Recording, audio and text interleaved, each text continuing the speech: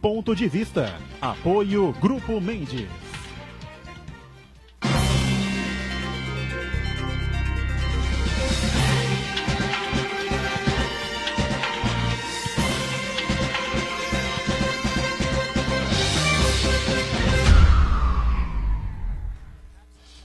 Olá, estamos abrindo aqui mais um Ponto de Vista, sempre com você nesse horário da 1h30 da tarde, sempre o horário do almoço e, claro, do debate importante aqui, que a gente sempre democraticamente faz aqui na nossa mesa branca de todos os dias, né? A TV Santa Cecília, com os temas importantes da cidade, né? A área da política, da economia, saúde, educação, meio ambiente, transporte, né? Desenvolvimento urbano e, claro, os temas de interesse nacional também, sempre discutidos com profundidade pelos nossos companheiros comentaristas que diariamente participam com a gente aqui. Lembrando que também de segunda a sexta, às 20 horas, né, 8 da noite, aqui na Santa Cecília TV, você confere e acompanha com a gente a reprise, né, do Ponto de Vista. Se você não viu aí os debates, as discussões que a gente coloca para você no horário habitual da 1h30, a reprise fica sempre à sua disposição às 8 da noite, né? 14 de junho, dia da abertura de mais uma Copa do Mundo, a Copa da Rússia, né? E a estreia da seleção russa contra a Arábia Saudita. A Rússia vai se dando bem, né? E vencendo por 2-0. Acho meio anticlímax você abrir uma Copa do Mundo com Rússia e Arábia Saudita, né? Um jogo um pouquinho melhor do que Santos e Fluminense. 3-0, informa o Marcos Santana aqui, o placar do time russo contra a Arábia Saudita. A Arábia realmente é muito fraca, porque o time da Rússia também não é bom, né? E a Arábia é uma equipe frágil, provavelmente vai apanhar de todas as outras seleções. Não sei porque o Egito também no grupo, né? E o time do Uruguai, né? Esse jogo acontece amanhã. O Uruguai é uma das forças, vamos dizer assim, do segundo bloco ali, né? Dos favoritos. Nós estamos aí na abertura de mais uma Copa do Mundo, com clima zero no país, né? Zero não digo, né? Estou exagerando um pouco, vai.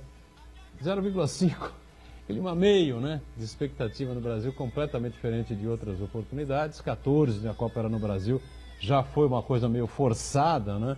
Pela mídia, pela imprensa de maneira geral, pelos emissores que compraram os direitos da transmissão da Copa do Mundo. Mas estamos aí aguardando o que vai acontecer e a bola rolando na Rússia. E o nosso Uriel Vilas Boas, que morou em Moscou, né? Morou na União Soviética e era um admirador, né? da União das Repúblicas Socialistas Soviéticas. Hoje não gosta muito do regime russo. Está com a gente aqui em mais essa edição para discutir uma série de temas importantes ligados à cidade e ao país. E se der tempo, falar um pouquinho de Moscou também. Tudo bem, Uriel? Tudo bem, boa tarde. Boa tarde e boa noite também, adiantando o expediente. Na verdade, me deixa uma certa frustração ver a Rússia usando uma camisa esquisita, não é mais a camisa vermelha. Mas, de qualquer forma, nós já tivemos em 2014 a decepção no Brasil em relação à Copa do Mundo. E agora a gente não sente a vibração popular em relação a essa questão. Fico satisfeito aqui de participar mais uma vez do programa, embora com o meu professor Iberê, e embora a gente não tenha mesmo ponto de vista em certas questões, mas eu admiro pela tranquilidade com que ele expôs seus pontos de vista. O Marco, né, está sempre ali ligado com as pessoas que assistem e dá os seus palpites muito sérios no programa. E você, Boturão, uma admiração especial pela tranquilidade com que você coloca as questões para que as pessoas possam debater. Fico muito satisfeito de participar mais uma vez. No final te dei um troféu uma vez, né?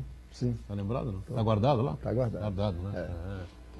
O troféu de uma festa que houve aqui na Santa Cecília TV, né?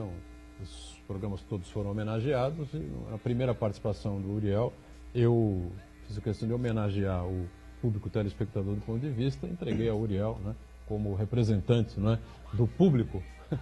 O Uriel participa de todos os programas, né? Acho que merecia essa homenagem, né? Porque não perde jamais a esperança. É um cavaleiro da esperança, Uriel Vilas Boas. É bom que seja assim. Palmeirense. Palmeiras ontem quase consegue vencer o Flamengo, né? O Flamengo foi melhor no segundo tempo. depois quebrou o pau na casa do Noca, soco e pontapé para todo lado, 6 expulsões, já foi pouco, hein? Podia ter sido mais. Iberê Ciro, né? Professor Iberê, de marketing político, com a gente mais essa edição do Ponto de Vista. Disse a Sônia Román, psicóloga, não é? Que inclusive trabalhou um bom tempo no Santos, conheceu bem os meninos Robinho, Diego, depois os meninos Ganso e Neymar, enfim, gosta muito do Neymar e tal. Disse que a verdade que está acontecendo é que o povo amadureceu, o Brasil amadureceu com tanto cacete que toma na cabeça, o brasileiro amadureceu um pouco, percebe que a Copa do Mundo tem a sua importância, mas tá bom por aí, não é, Iberê? Embora eu não concordo com essa coisa, amadureceu, eu acho que se nós olharmos aí, quase que apodreceu, está tão maduro que quase apodreceu. Quando eu vejo dentro dentro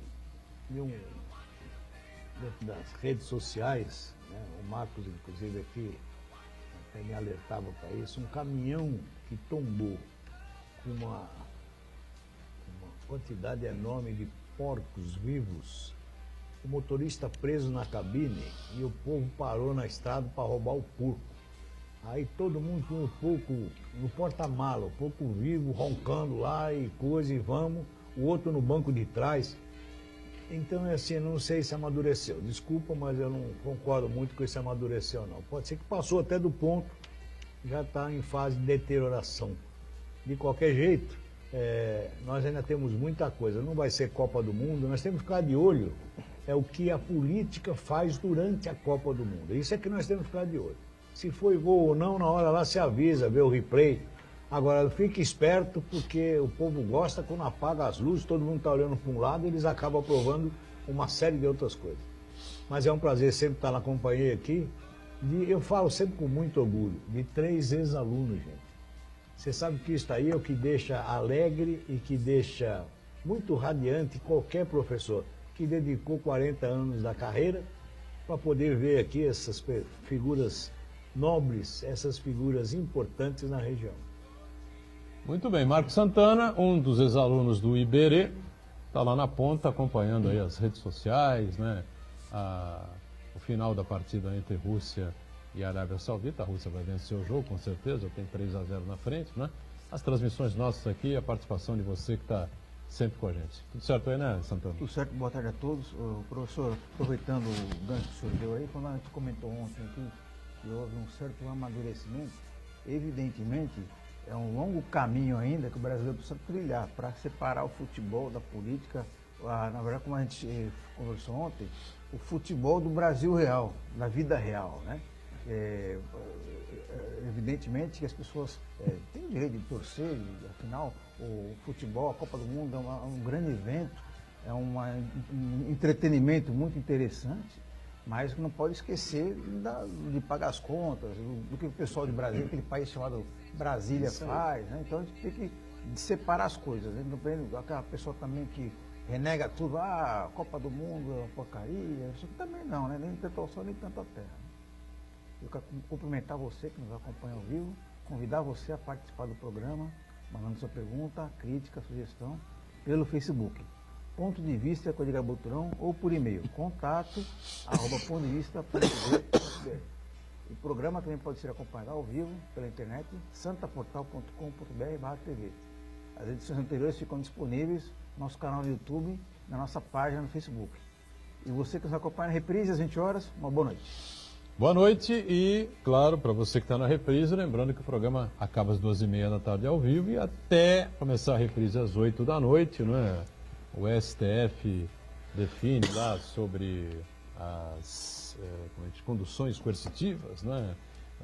O governo Temer toma lá suas decisões e continua essa queda de braço aí com os empresários caminhoneiros, de maneira geral, que não estão satisfeitos, os postos também não estão vendendo a gasolina, ninguém está satisfeito de pagar quase R$5 o litro, 4 e tanto aí de litro de gasolina, e a situação ainda não está absolutamente resolvida como nós estávamos imaginando, né? Nessa questão desse quesito aí de Copa do Mundo, né? Havia antigamente uma euforia geral pela estreia da seleção brasileira, né? Uma expectativa que era criada. Todo jogo, todo gol era festa, foguetório, não sei o quê, né? Acabava o jogo, qualquer vitória da seleção brasileira em Copa do Mundo, Praça da Independência cheia, festa, feriado no país e tal, não sei o quê. é esse tipo de clima que eu acho que acabou, né? As pessoas entendem, claro, a seleção brasileira gosta de futebol, né? Está no sangue, né? Aliás, eu sempre digo aqui, a frase copiada do Milton Neves, futebol é a coisa mais importante entre as coisas menos importantes. Só que com um grande detalhe, se não fosse o futebol, né, o índice de gente entrando para o crime, né, seria infinitamente maior do que existe hoje. O futebol ainda abre uma esperança, uma perspectiva muito grande nas pessoas, nas famílias, a molecadinha, né, mais humilde, enfim, de ter uma carreira, de ter uma possibilidade de um ganho maior mais à frente, enfim, desde que, claro, o menino demonstre ali alguma qualidade, algum talento com a bola. Mas realmente é um anticlima total, né, Maurício? E é uma situação interessante que nos idos de 1950, a Copa do Mundo foi disputada no Brasil e perdemos, né, para o Uruguai na final. 2014 nem sequer chegamos à final, também a Copa no Brasil. Então nós temos uma situação que exige alguma avaliação mais profunda. Nós temos hoje na Rússia, na seleção da Rússia, um brasileiro. Foi para lá e pegou uma nacionalidade russa. Nós temos no balé Bolshoi, excepcionalmente, uma bailarina brasileira. Então a gente fica pensando... Só uma? Só uma, mas é algo e é colocada como talento. Então a gente fica imaginando, por que essas situações não passam aqui no Brasil em termos de preparação? O Santos conseguiu agora um grande jogador, um jogadorzinho, né? Pela idade, eu falo pela idade. Já está, menininho, né? Já está para ser vendido. Então, se nós não fizermos investimento aqui, evidentemente nós teremos nossos atletas, nossos técnicos, nossos cientistas, todos indo embora. Então a gente precisa debater com profundidade, e quando você mencionou a questão dos caminhoneiros, por que o empresariado como um todo não discute a implementação de ferrovias? É dinheiro que não tira nem sequer o trabalho do caminhoneiro. Então nós precisamos fazer com que esse país pense, discuta, participe, senão nós entraremos, como o professor Iberê falou, na deteriorização. Deteriorização. Do que está acontecendo. Eu acho que em parte se tira um pouco, sim, né, a função dos caminhoneiros, né? A questão das ferrovias. O problema maior, Uriel, eu acho que é pensar Brasil. As pessoas perderam isso já. Ninguém está pensando mais Brasil. Nós pensamos no próprio umbigo. Estou olhando aqui para o meu sapato, vendo se ele está brilhando, se ele não está. E pouco se me dá o vizinho. Eu contei a história dos porcos aqui, porque para mim é de uma agressão tão grande ao ser humano, que eu fico estarrecido com isso. Agora, este é um tipo de conduta que deixa assim. Hoje, quando você resume ao seu filho poder ter a habilidade de jogar bola ou de cantar um pagode ou ter uma banda de rock, né, Bola? Uma banda de rock e ele se dá bem na vida, pena que as crianças não têm esse mesmo afã por uma porta de escola e que por lá ele pode crescer. Eu fico muito triste. Eu acho que quando você diz assim, vamos pôr ele para jogar bola, olha que beleza, veja aí o Neymar, Ronaldinho, milionário, ganhando dinheiro. Agora na porta da escola que eu gostaria todo esse ênfase, a família empurrando ele lá para dentro, para que ele crescesse, aprendesse, aumentasse a sua cultura, pudesse produzir um pouco mais para a sociedade, essa coisa. Então quando a gente fala do brasileiro, não é só o samba não, mas vejam o que é que está dando notoriedade hoje para o brasileiro. Futebol? É o futebol, a música, essa cantora agora, cantor, Pablo, como é o nome? Vittar. É Pablo Vittar. Pablo é masculino, é Pablo Vittar, também não sei. Jojo Todinho, Anitta. Então, esse é o Brasil e a realidade que nós temos que assumir, gente. Agora, o que restou para a nossa mocidade? Com 53% dos jovens fora da escola, trata de jogar bola, filho. Entendeu? Ou então seja compositor, faz samba, monta um grupo de pagode, é a única coisa que dá nesse Brasil. É lamentável isso. Então nós não podemos esperar que não roubem porcos quando virem o caminhão, que não saqueiem aí quando vira a carga, aí o nego levando tudo aquilo. Professor, mas se me permite, Pois não. uma resposta para essa sua questão aí, o senhor mesmo deu logo quando o senhor começou a falar, Sim. que o brasileiro, na verdade, ele está preocupado em pentear o cabelo no próprio sapato. Lógico. Está preocupado com o botão da sua camisa está adequado e assim por diante.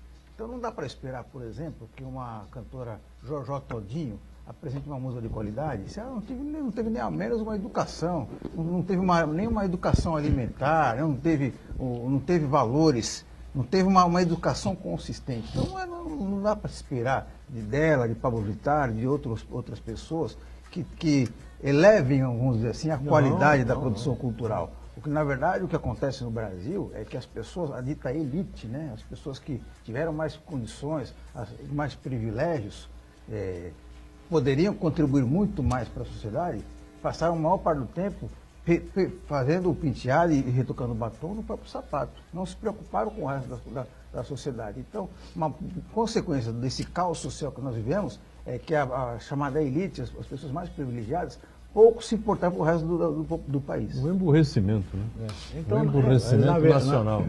Na verdade, essa é a realidade do Brasil. Então, é por isso que eu contraponho a história do amadurecimento. Esta coisa não me cai muito bem, não. Eu acho que se nós analisarmos, eu vou pedir aqui a experiência de vida de uma pessoa que me fez um elogio, vou retribuir o elogio pelo respeito que eu tenho a Uriel Vilas Boas. Entendeu? Foi meu aluno, sim, mas já era, na verdade, uma das grandes referências do sindicalismo e da política santista. Então é um homem que eu respeito. Pela nossa idade, nós sentimos o quê? A mudança de valores, a mudança de deterioração de todo o processo de família. Isto tudo, qual é a solução que se vê hoje? É exatamente isso. É culpa de quem está? Não. Isso aí são produtos gerados por quem? Pelas antigas gerações que não, como diz o Marco, não se aperceberam do caos que nós estávamos caminhando. E hoje estamos chegando cada vez mais no caos. Como vai mudar? Não adianta vibrar a Copa, não adianta torcer para Pedro, para Paulo, se gosta do... O artista não tem culpa, o jogador não tem culpa. Eu acho que às vezes as pessoas estão batendo no menino que joga bola e ganha dinheiro. Que culpa ele tem? Esse é o país. Agora me falem quantos meninos que ganham dinheiro porque estudaram, porque fizeram grandes teses científicas, que descobriram nada. E é uma inversão total de valores, como diz o Marco aqui. Aí eu concordo. Nós vivemos um país assim de contradições. Sem dúvida. Tivemos aí o Santos Dumont, Carlos Gomes na ópera, o Zerbini, que fez aquela primeira intervenção. Ninguém dá a menor bola para o Santos Dumont. Exatamente. Então, É o que a gente percebe, quando se menciona a Rússia e lembrando da União Soviética, eram 16 países pequenos administrados a partir de Moscou. Então, o que a gente percebe é que nós temos um país também, são 26 estados, que a gente lembra, e quando eu insisto na questão do empresariado, eu me lembro da década de 1956, quando o mineiro Juscelino assumiu, o sonho, né, a onda que se falava naquele tempo, era a capital do Brasil. Ele, em 4 anos, levou a Brasília, criou Brasília. Então, é claro, tinha outro interesse, porque aí entra a questão do empresariado da área de automobilística.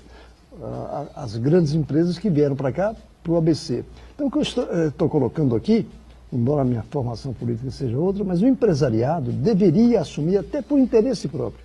Porque, quando a gente fala na questão da ferrovia, ganha o aço que é fabricado no Brasil, ganha quem vai construir trabalhando no projeto, o caminhoneiro, porque se tem um vagão especial, ele pode estar com um caminhão carregado, sai lá de Sergipe, carregado de coco, e desce aqui em São Paulo. Então o que a gente quer, e desce, ele vai descer a serra depois para trazer o coco para cá. Então estou discutindo nesse nível, desafios. E aí a gente lembra que a gente discute, não sei quanto tempo faz, a criação de uma ligação Santos-Guarujá. Ponte que agora está anunciada de 15 quilômetros, sei lá, 5 quilômetros, uma coisa assim. Ponte, ponte em alguns países do mundo são lindas atrações turísticas. E era uma atração para nossa região, não apenas para Santos e Guarujá, a nossa região. Então o que nós precisamos é isso, são desafios em que nós temos que assumir, porque é assim que o Brasil vai crescer. No intervalo a gente volta na sequência do Ponto de Vista, já já.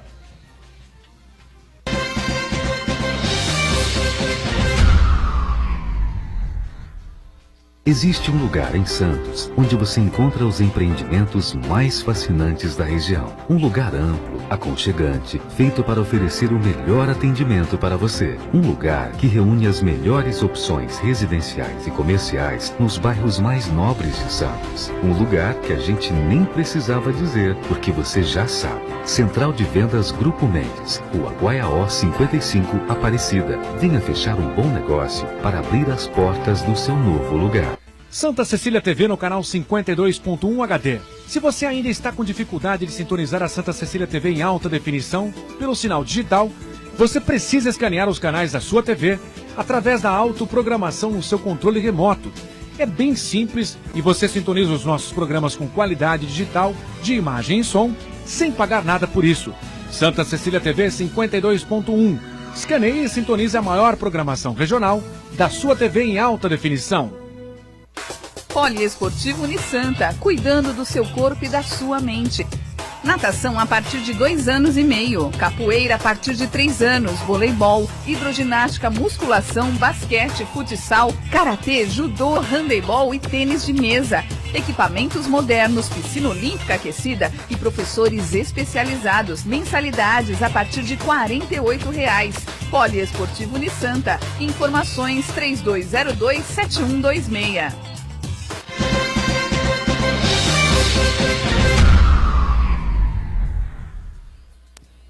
Muito bem, sequência aqui do Ponto de Vista com Uriel Vilas Boas, Iberê, Cirna, Marcos Santana e atento às redes sociais. A pergunta, evidentemente, acabou Rússia e Arábia Saudita? Marcos Santana? Acho que acabou, né? Acabou? 3-0. 4-0. 4-0 para a Rússia? A Rússia se credencia aí com esse resultado a realmente pleitear uma das vagas para as oitavas de final. Resultado surpreendente, né? O pessoal, especialistas no esporte, eu confesso que acompanhei o time da Rússia, vi um jogo ou outro, um jogo contra o Brasil, um jogo contra a Argentina, se não me engano, né? 2 derrotas da seleção russa, time muito fraco e hoje desandou a fazer 4 gols aí na seleção da Arábia Saudita e vai esperar o que vem pela frente aí com o Egito e o Uruguai, né? O Uruguai é um time mais forte, não é, mais credenciado, com uma dupla de ataque das mais fortes do planeta, né? Com Cavani e Luizito Soares, né? Vamos ver se vai funcionar a dupla amanhã contra o frágil time do Egito, que só tem o Mohamed Salah, a meia bomba, né? Depois daquela falta violenta cometida pelo zagueiro da seleção, pelo zagueiro do Real Madrid, Sérgio Ramos, né? Sérgio Ramos que lembrou bem ontem o Milton Neves na Rádio Bandeirantes. Muita gente critica o Vanderlei Luxemburgo na passagem dele pelo Real Madrid, mas ele deslocou o Sérgio Ramos da lateral direita e levou o Sérgio Ramos para a zaga, né? E daí para frente a carreira do Sérgio Ramos realmente deu um up danado. Tivemos ontem aqui o governador Márcio França despachando pela manhã do Palácio José Bonifácio, né, sede da Prefeitura de Santos, depois visitando lá o Panteão dos Andradas e depois fazendo aí circulando aí por alguns municípios, São Vicente especialmente, enfim, liberando uma série de verbas, né? Santana teve lá e a gente, claro que o destaque é realmente as obras mais vultosas, né? Depois a gente, claro, fala sobre outras obras. E fica aí, a gente não quer falar muito sobre isso, né? Porque ninguém acredita, na verdade não adianta. Ninguém vai acreditar que a ponte ou que a ligação seca de Santos e Guarujá vai acontecer. Mas eu estou dizendo aqui, vai acontecer. Agora vai acontecer. Não vai acontecer, Marcos Santana? As pessoas estão traumatizadas, né? Porque na verdade é uma daquelas lendas urbanas, é o maior capítulo, a maior novela aqui da Baixada Santista, né? Porque a gente para recordar, eu acho o primeiro que é maior, projeto, né, de ligação seca foi de 1927, né? Quando era o urbanista Prestes Maia que encomendou um projeto. Depois disso tivemos vários outros projetos, tivemos um outro projeto em 1954, se eu não me engano, que era uma ponte em formato de caracol, ali na ponta da praia, que era uma coisa completamente inusitada. Tivemos também a outra ponte, que inclusive o então governador José Serra inaugurou a maquete. Tivemos também ali aquele projeto faraônico, preparado pelos gênios da Dersa, que era um túnel submerso sobre o canal do estuário, um projeto... O da Ponte do Serra era da Dersa também, né? Era da Dersa também. Também era. Também era inviável tecnicamente, se verificou depois. Agora, a né? gente comentava aqui com o Uriel, né? A Tribuna coloca na matéria, na página da mesma matéria da visita do Márcio ontem, né? A foto, né, do evento lá no Palácio da Bonifácio, da Prefeitura, e abaixo, uma foto menor, né, uma retranca aqui, faz citação a essa maquete inaugurada pelo Serra. Agora, a maquete, né, seria uma ponte espetacular, né, ligando um município a outro, né? Agora, há uma inviabilidade, me parece, na engenharia. Se né? descobriu tecnicamente inviável, porque para ter o grau de inclinação possível ali, ela precisaria começar no Canal 5 e terminar lá perto da onde era a FEBEM, ali no Santa Rosa, depois do Santa Rosa ainda, né? Quer dizer, é completamente inviável, né? O número de desapropriações que seriam necessárias inviabilizaria completamente o projeto. Agora a gente entende que a obra realmente vai acontecer, né? Porque houve um aditivo no contrato da gestão da Ecovia, o Sistema Manchete Imigrantes, por 8 anos, né? E o contraponto, a contrapartida da Ecovias será fazer a ponte, né? Quando a Ecovias, o grupo primário, enfim, lá atrás, ganhou a concessão do Sistema Manchete Imigrantes, ganhou a concessão para administrar o Sistema Manchete Imigrantes e a obrigatoriedade de construir a segunda pista. Acabou acontecendo tudo isso e a gente reclama, claro, do pedágio. O pedágio é meio salgado mesmo, né? Não tem como a gente negar. Mas eu já repeti aqui 1 milhão de vezes, né? Quando o Mário Covas abriu esse processo de licitação, com a exigência da construção de segunda pista, deu deserto.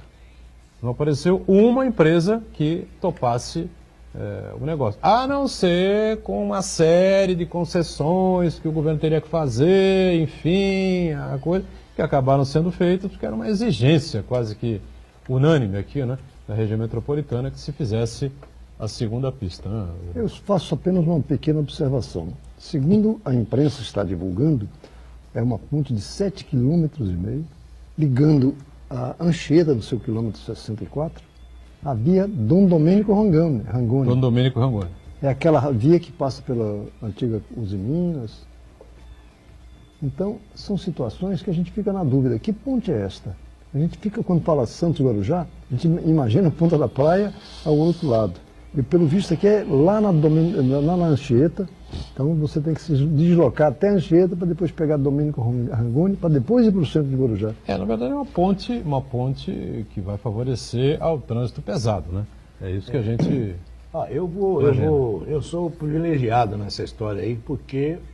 A gente deveria falar aqui, quando der a continuidade, o Santana avisa que 5-0, né? 5 para a Rússia, 0 para a seleção da Arábia. Eu espero que todos esses gols tenham sido legítimos, espero que a Arábia não tenha sido prejudicada, né? Porque é absolutamente normal e comum que aconteça em todas as Copas, o país sede seja carregado até as quartas de final, né? Normalmente acontece isso. O que fizeram para favorecer a Coreia, por exemplo, na Copa do Japão e da Coreia, que o Brasil acabou sendo campeão, foi uma coisa escandalosa, né? Meteram a mão na Espanha no confronto entre as duas, meteram a mão na Itália no confronto entre as duas, e a Coreia acabou chegando até as quartas e foi eliminado pela Alemanha. Diga, Belê. Eu me sinto privilegiado porque acompanhei o lançamento de 2 projetos em 2 situações diferentes. Eu, enquanto secretário de comunicação do governo Oswaldo Justo, nós apresentamos uma maquete no Salão Nobre de um túnel que ligava as 2 Santos Guarujá. Um túnel que veio por uma empresa francesa e que depois se tornou inviável porque cobrava-se pedágio, ia-se ter pedágio para lá, para cá. Onde começava o túnel? De onde? Começava lá dentro, lá na cidade. Sabó? Não era aqui não. E depois também tive aqui acompanhando, na época, o governador Serra, quando inaugurou essa maquete, eu era o diretor executivo da agência metropolitana e me cabia protocolamente acompanhar o governador, obviamente. Agora, então eu estive nas duas e fico aqui olhando, esperando que isso se concretize. Porque, como diz o Uriel, qualquer país do mundo que você olhar, eles constroem uma ponte em um ano, de não sei quantos quilômetros por baixo da terra, dá pirueta. Eles fazem, se você for para a Holanda, que tem 40% do seu território submerso, eles têm ponte lá que abre e fecha. Então, aqui é uma dificuldade. Então, esse problema no mundo está sendo resolvido. No Brasil, como diz o Uriel, é uma coisa que fica empurrado. Eu gosto de lembrar que na cidade de Hamburgo, que é uma cidade portuária também, foi o primeiro túnel sob o canal deles lá, foi inaugurado em 1911, o primeiro. Hoje tem vários portos ali que se harmoniza muito bem com a atividade portuária daquela cidade. É um cúmulo de descaso, né, da União em relação ao maior porto do Brasil, e, aliás, da América Latina e, consequentemente, do Brasil. Porque você tinha que viabilizar o trânsito, tá certo? Facilitar o trânsito, entrada e saída dos caminhões, essa coisa, para agilizar e facilitar a vida das próprias empresas portuárias. Interesses escusos aí que ninguém sabe por quê. Mas isso é tal da infraestrutura. Então, eu tenho a impressão até, fica uma sugestão aqui, viu, Marcos? Que se juntar todas as balsas, uma grudadinha com a outra, vira uma avenida, né, Uriel? Dá para passar rapidamente. Olha, lá vem o navio, tira a balsa e encosta do lado. Ora, é uma coisa tão absurda que você não consegue imaginar qual o grau de dificuldade que não sai. Espero que agora o governador está anunciando que saia a ponte. É lógico que nós queremos isso. Eu disse caso, eu digo, Uriel, porque o porto é federal, né? Se o porto tivesse uma administração municipal, tanto a margem direita quanto a margem esquerda, eu tenho certeza absoluta que nós já teríamos, no mínimo, uma ligação seca entre Santos e Guarujá há mais de 40 anos. Né? Mas tem umas situações que a gente precisa avaliar. Primeiro, quanto vai custar essa ponte? Porque quando essa mensagem aqui mostra que de 2009 em diante, na discussão por organismos governamentais, foram gastos 57 milhões de reais para discutir projetos. Quer dizer, 57 milhões de reais. E não tem um projeto pronto. Então são situações que a gente fica pensando assim, o que está acontecendo? E vários governos de Estado passaram por essa situação. Então o que a gente necessita efetivamente, e nesse ponto eu continuo insistindo, há alguns assuntos que nós temos que jogar em termos de comunidades, mas não é só na reclamação, na manifestação de rua, não, eu estou discutindo de forma prática. E adianto, inclusive, que nós estamos discutindo no movimento sindical a questão da Uzi Minas, visando reestruturação da Uzi Minas. Nós estamos insistindo na importância do setor universitário participar, porque o estudante lá no seu último ano pode ser estimulado. E eu cito um exemplo. A Ponta da Praia, com aquele problema lá de enchentes, a prefeitura foi a Campinas pedir um projeto. Por que não aqui? Então são desafios que é movimento sindical de trabalhadores, movimento estudantil e, claro, a classe empresarial. Então, se nós não tomarmos essas atitudes, e às vezes até com certa rigidez, nós não vamos evoluir nunca. E eu não gosto dessa expressão, nunca. Eu quero que a gente mude para sempre. Eu, se bem conheço o governador Márcio França, né? Na época dos tempos aqui do prefeito de São Vicente, enfim, até de deputado, como deputado mesmo, o presidente do PSB, enfim, o projeto sai semana que vem, entendeu? Porque o Márcio não vai desgrudar da engenharia da Ecovias, entendeu? Até que isso se viabilize. Claro que estou exagerando na dose, mas eu acho que num tempo muito mais curto do que nós estamos imaginando, esse projeto vai ser apresentado aqui para a comunidade, especialmente para o lado de Guarujá, para o pessoal aqui da cidade de Santos, enfim.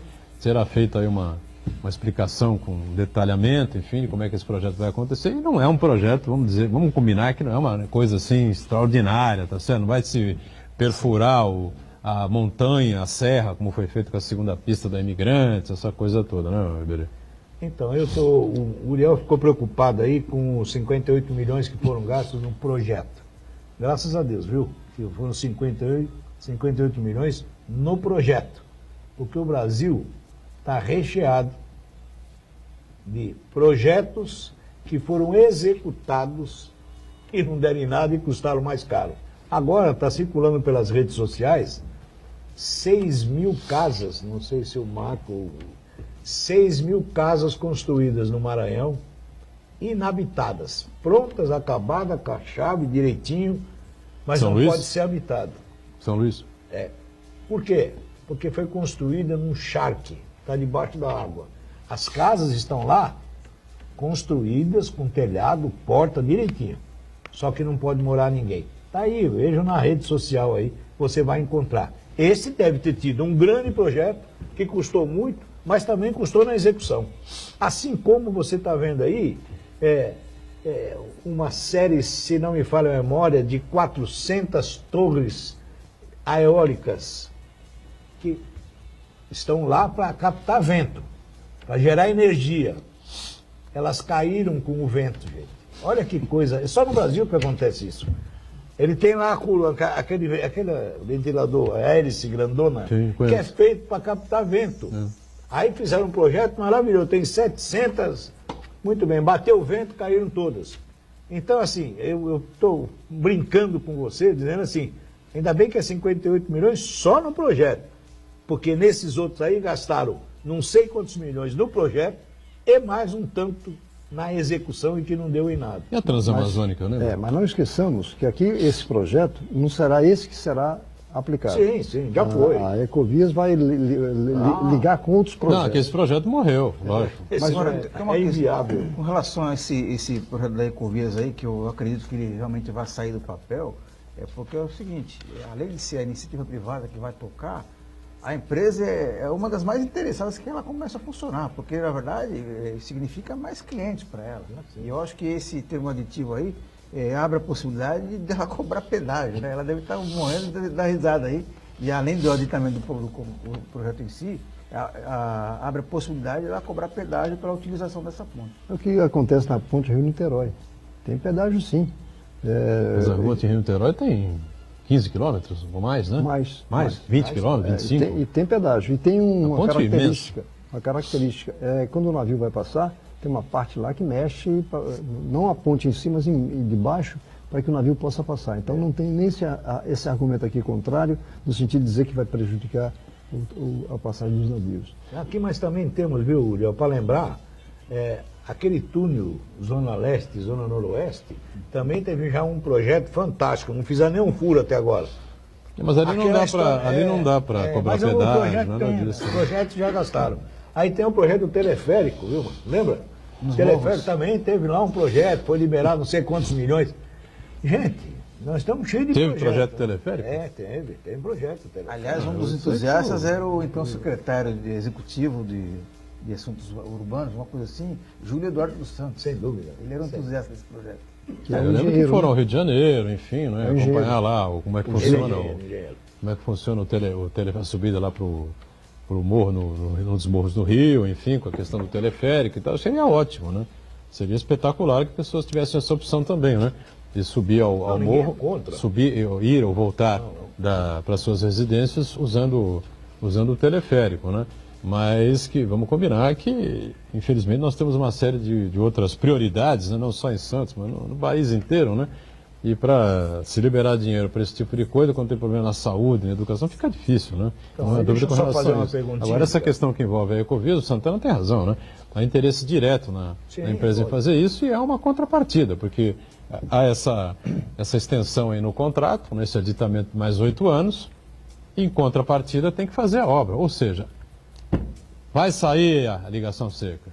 Acreditem. Então, mas aí eu só quero fazer relembrar um fato aqui.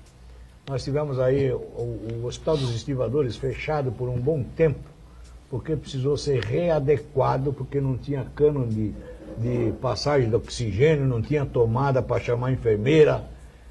Existia um projeto feito por engenheiros, só que na hora que você vai entregar, não é adaptado ao hospital, tem que refazer tudo. Eu não entendo isso, filho. Desculpa, mas eu não entendo. Esta coisa me deixa assustado. Um intervalo mais, Na sequência, voltamos aqui com o ponto de vista em instantes.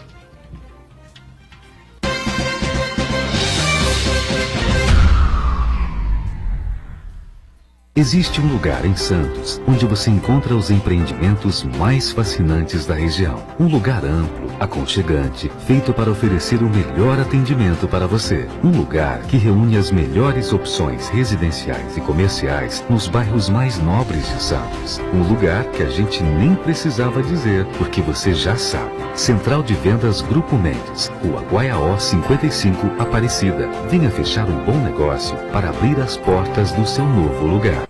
A sua música.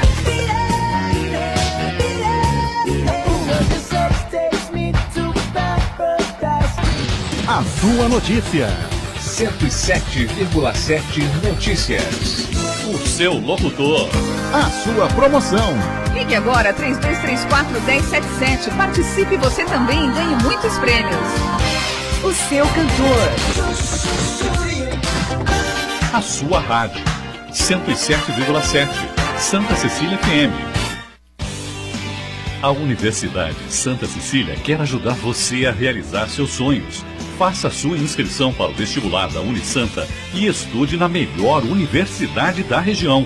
Cursos presenciais e à distância com excelentes avaliações do MEC. Aproveite descontos de até 25% na matrícula e nas mensalidades. Vestibular Universidade Santa Cecília. Inscreva-se já. unisanta.br/vestibular.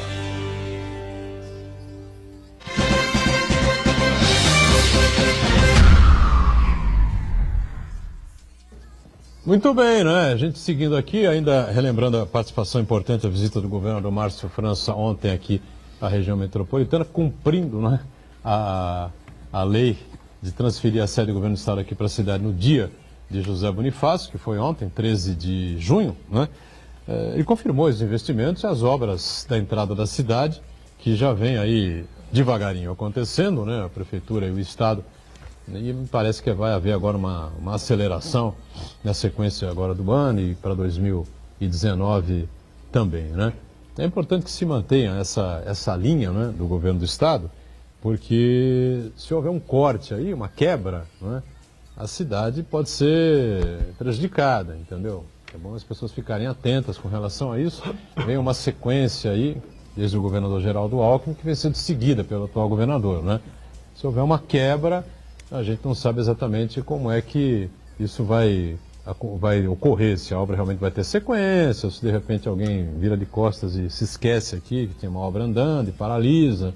A gente não sabe, né? Então, é melhor ficar com o certo do que com o duvidoso, tá certo? Então, aquela coisa, né? Mais vale um pássaro na mão do que dois voando. Então, é uma obra importante também, né? Mas que, eu repito, devia ter sido tocada em 100%. Aliás, é uma tese do Edson Carpentieri, que defendendo uma vez num programa com o prefeito, né? Que era um equívoco, a prefeitura não podia fazer. Mas o prefeito respondeu, e agora eu vou fazer o quê? Eu vou ficar sentado aqui, né? Todo mundo reclamando, a cidade inteira reclamando, à espera que a União faça uma obra, já que o Porto é federal e a União não se mexe e não vem aqui e não realiza, né? No final das contas, eu acho que tem que ser feita mesmo, entendeu? Tripartite. Só que a União não põe um centavo, não põe uma moeda. O problema maior é que, assim, você pega hoje o governo do estado assumindo alguns compromissos, né?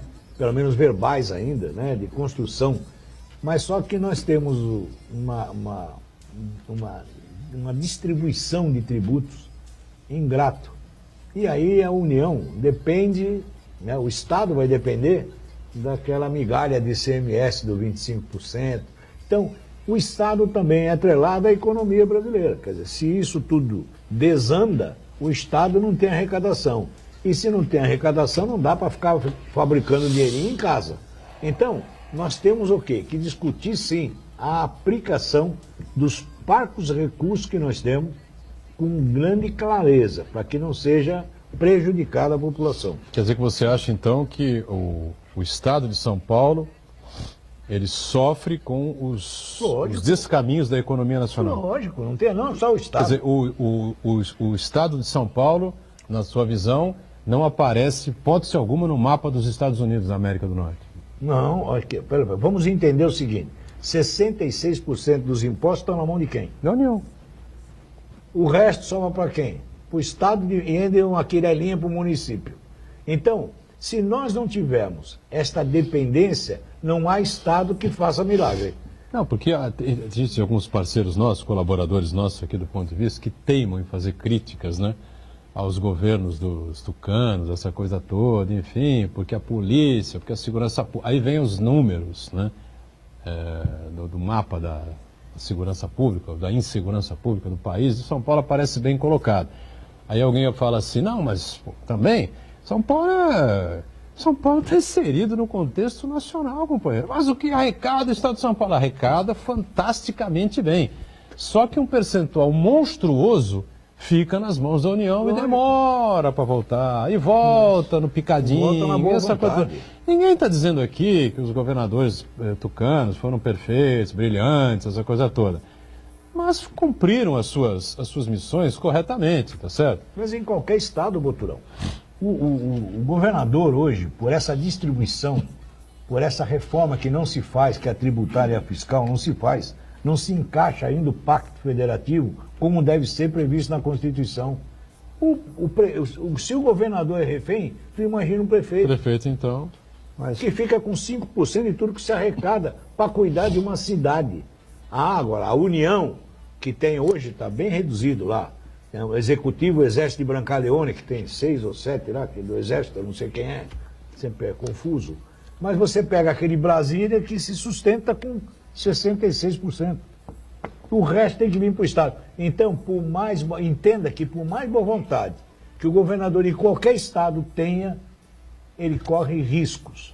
Por quê? Porque 66%, lá a grande mãe vai recolher e vai dizer assim, devolvo ou não, e quando eu quiser. É o passeio do dinheiro, como eu gosto de dizer o Fernando Chagas. Eu queria fazer uma comparação. Aí eu vou falar como sindicalista. Quando você vai sentar-se com a direção de uma empresa para negociar um acordo coletivo, você não tem acesso ao patrimônio da empresa, ao orçamento, não tem acesso. Ela sim tem os seus especialistas que dizem, olha, pode dar X% aí que a gente aceita. A gente quebra o galho, mas fora isso não passa porque eles sabem o que estão fazendo. A pergunta que se faz é essa. O orçamento federal é público. É público. E qual o posicionamento dos políticos em cada região para discutir esse orçamento? Nós estamos no estado mais importante da federação. Mais importante. Que prestígio a gente tem para dizer o seguinte, o Porto de Santos tem que ser administrado ou estado ou região. Então a gente está faltando, na minha concepção, está nos faltando exatamente essa visão. E diria até a visão capitalista, porque você pega várias áreas aí, como a questão do turismo, como a questão do transporte, enfim, o empresariado teria que se manifestar. E ontem saiu a notícia que o GEDEL, aquele que tinha 51 milhões em casa, não é só 51 não, são 100 e poucos milhões do que foi desviado. Mas em outro apartamento? Não. Não. Naquele apartamento eram 50. Aquele apartamento 51, mas o restante de verba que ele e o ex-presidente da Câmara, que está preso, se manifestaram a respeito. Agora, quando se faz uma concorrência pública, uma licitação, é apenas o executivo, só uma pessoa? Não. Tem uma estrutura toda. Uma estrutura de servidores, de competência para fazer o orçamento. Onde, aqui, esses 57 milhões, como é que foi preparado para fazer? Então, o que nós estamos dizendo com isso é necessidade da clareza, da transparência, da participação, e que não se limita a questão, e por isso que eu gosto do programa, porque abre debate numa questão tão séria como essa. E os artigos, né, o material lá do Jornal da Hora, que motivam um debate, motivam uma discussão. E aí nós colocamos o movimento sindical, o movimento estudantil, o movimento empresarial, enfim, todo mundo participando. O Brasil seria diferente. Agora, Uriel, com relação a essa necessidade de fazer o repactuamento da divisão das verbas públicas, o que é desalentador é que o próximo presidente, seja ele quem for, não vai estar muito disposto a fazer isso, não, porque na verdade ele vai estar preocupado em arrecadar mais e romper, em tampar os buracos no orçamento que já existem hoje. Acho que no ano passado o governo federal terminou com um déficit de quase 160 bilhões de reais. Então, nenhum presidente que vá assumir vai estar disposto a dividir esse bolo aí, porque, na verdade, vai faltar dinheiro para ele pagar as suas contas. Olha, está sendo uma previsão negociado. é que em 2023 haja um colapso nas contas públicas do país por conta desse teto de gastos aí, especialmente na área da saúde, né, que é caríssimo. Olha, está em discussão, está sendo negociado com pequenos empreendedores e a área agrícola cerca de 15 bilhões de dívida. Quer dizer, o empresariado agrícola, quando começa o ano, recebe, né, empréstimos para investir na agricultura. E empresariados menores conseguem verbas, não sei onde, 15 bilhões de reais. A pergunta que se faz, cadê a estrutura governamental que não prevê isso? Não é? Então são situações que levam-nos a pensar que ou participamos, ou debatemos, ou discutimos, e nós temos um nível... Uriel, às vezes até prevê, mas o problema é a ingerência política, né? São as forças dos lobbies, bancada do boi, da bala, da Bíblia, que faz os recursos serem desviados das atividades que deveriam ser destinadas. Né? Nós tivemos essa semana, ontem ou antes de ontem, uma reunião em Brasília, que o empresariado foi até lá, levando a bancada da área empresarial para discutir investimentos. Nós precisamos ter essa estruturação para que os parlamentares, sejam eles municipais, estaduais ou federais, os executivos, entendam que se não houver essa participação, nós teremos um país muito ruim. O problema todo, Uriel, você citou lá atrás, até quando nós falávamos aí da greve dos caminhoneiros, essa coisa toda, o Brasil é leiloado desde a época do Império, gente. Sempre. E nós continuamos sendo leiloados. Sempre na Primeira República, na Sexta, nós estamos leiloados pelas grandes oligarquias. Se não do Império, estamos hoje pela democracia. É uma democracia oligárquica. Manda neste país isso tudo que ele está dizendo. É a sequência da bala, do boi. São sempre os mesmos, gente. Sempre os mesmos. Peguem a composição do Legislativo, do Judiciário e do Executivo Nacional. É filho, é neto, é avô, são as oligarquias. O Brasil, neste ritmo, está chegando ao esgotamento. Porque rouba-se tanto nesse país, rouba-se tanto, e é uma pena. É um país riquíssimo de fauna, flora, e nós não conseguimos sair disso. Então aí muita gente, mas tem eleição agora. Lê do engano, a oligarquia já fechou a eleição, vai votar nos mesmos, e se não é o Sarney, é o neto dele, é o filho do... Esses são sempre os mesmos. Nós precisamos acordar para isso, porque senão nós não vamos. Já acabaram com o sindicato, já acabaram com tudo que é... Todas as forças que intercedem nesse processo, elas são extirpadas. E nós estamos assistindo, não tem jeito. Esta é a coisa que preocupa. Mas uma situação curiosa, nós temos ainda, inclusive eu vi matéria de jornal, que os Orleans e Bragança estão tentando criar no Brasil o reinado. O Império. Império. É verdade que... Para que serve a verba do laudêmio? Não é para eles. Eu já fiz uma matéria sobre isso. Não. É porque eu já ouvi falar a respeito disso, pensando nesse aspecto. Eles sobrevivem a É uma outra arrecadação, né, que é destinada à família real. É uma compreensão equivocada sobre isso. Né? Por que eles têm que ser mantidos? Então, tem a sua lógica, porque os ex-presidentes também no Brasil são mantidos. Mas a grande realidade é que se você arrecada 60 e poucos % e destina para o governo central, você está, na verdade, no império mesmo. Lógico. Você não saiu no império, é uma república disfarçada, né? Mentirosa. E com o controle mas o grave é que o controle é do legislativo. Você tinha que inverter essa lógica. O município é que tinha que ficar com esses valores e, dependendo do seu poder, do seu potencial de arrecadação, repassar um percentual para a União e outro percentual para o Estado. Né? Aí você tem o quê? A União deveria ser mantida. Aí acabam os convênios. Então... Esses convênios aí perigosos aí que a gente está vendo aí, que o prefeito guarda 5 milhões e não sei quanto em casa, essa situação toda que a gente vê aí. Aliás, a cidade de Mongaguá continua lá com o presidente da Câmara, né? No cargo, e eu não sei exatamente o que estão esperando, porque acho que vão entrar agora com o processo de cassação, tanto do prefeito quanto do vice, né? E aí o presidente da Câmara que está exercendo o cargo será obrigado a convocar eleições em 60 dias. Então, provavelmente teremos eleições em Mongaguá, eu acho que ainda esse ano, né? Acho que ainda em 2018, lá para provavelmente novembro, né? Final de novembro, ou dezembro, enfim, eu acho que deveremos ter, né? Na verdade, eleições na cidade de Mongaguá, porque acho que o prefeito preso, né? 5 milhões de reais pego dentro da casa dele, né?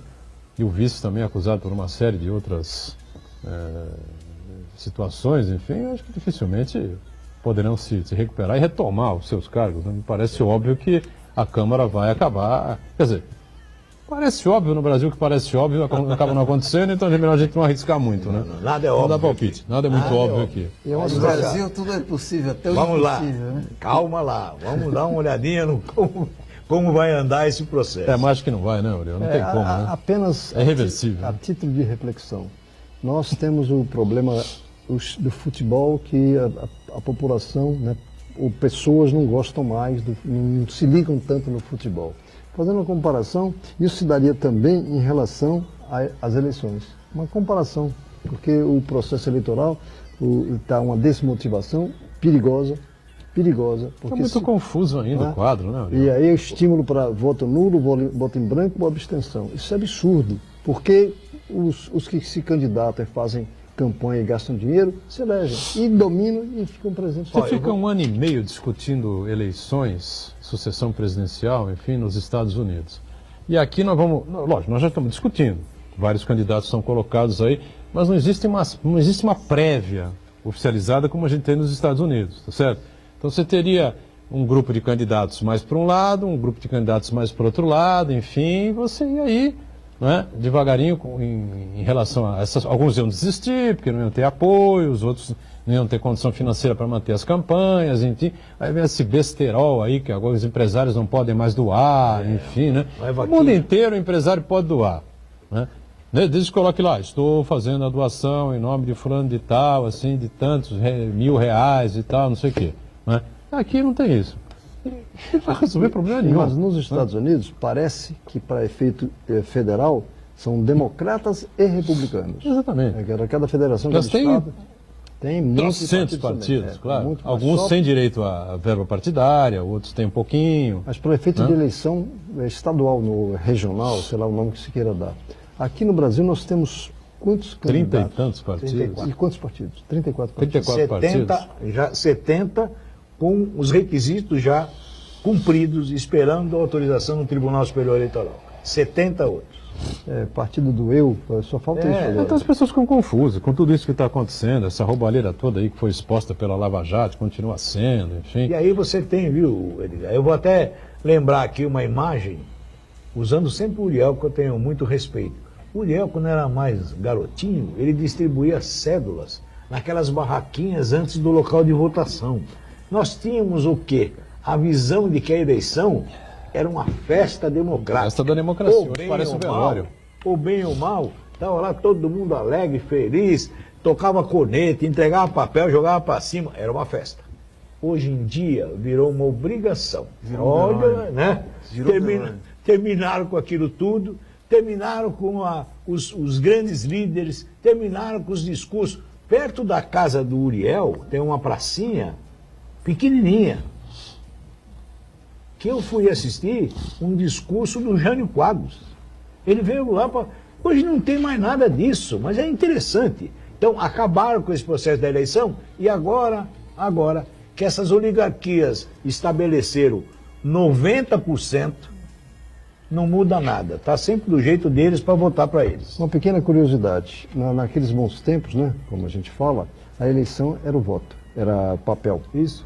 Quando ia dar apuração, quem era dono do pedaço ali manipulava de tal forma que conseguia se eleger. Sim. Depois passou a parte eletrônica, tem gente contestando a urna eletrônica. Não, a urna eletrônica ela é contestável mesmo, né? Ninguém pode garantir que ela é lícita, como também ninguém pode garantir que ela é manipulável, né? Nos primórdios das eleições brasileiras, você votava sem título. o mesário disse, não, esse eu conheço. Pode deixar, é verdade. Mas aí tudo bem. Não, mas essa era a eleição. Agora... Antes do primeiro código eleitoral foi isso. Na próxima vai todo mundo votar com o digital ali, né? Botar o dedão ali. Como tal. faz aí? Tem aquele de silicone que os caras usam para bater ponto. Eles fazem rapidamente isso. Fechando aqui o ponto de vista, agradecendo sempre aqui ao Uriel, ao Iberê, Marcos Santana diariamente conosco, não é? E a gente com você, sempre nesse horário da 1h30 da tarde, ao vivo aqui na Santa Cecília TV, o ponto de vista, e a nossa reprise às 8 da noite. Valeu, gente. Obrigado.